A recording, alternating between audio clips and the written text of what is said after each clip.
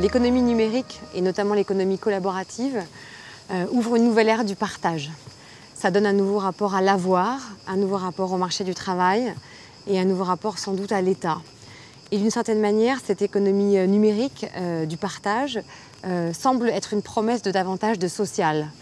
On partage, on troque à une échelle décuplée par le numérique et donc on bascule dans quelque chose qui est plus communautaire. Mais paradoxalement, cette nouvelle économie collaborative du partage interroge aussi notre modèle social traditionnel parce qu'elle bouge les lignes sur la protection des gens qui y travaillent.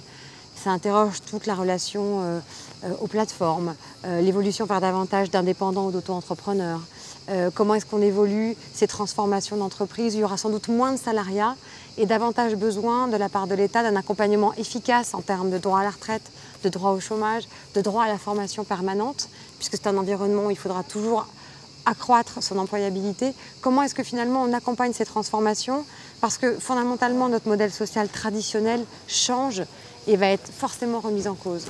Par ailleurs, en termes de fiscalité, on est sur des acteurs économiques nouveaux qui ne sont pas forcément soumis à une taxation traditionnelle. Comment est-ce qu'on capte la richesse dans un environnement numérique où les acteurs qui produisent de la richesse ne la produisent pas forcément sur un territoire donné?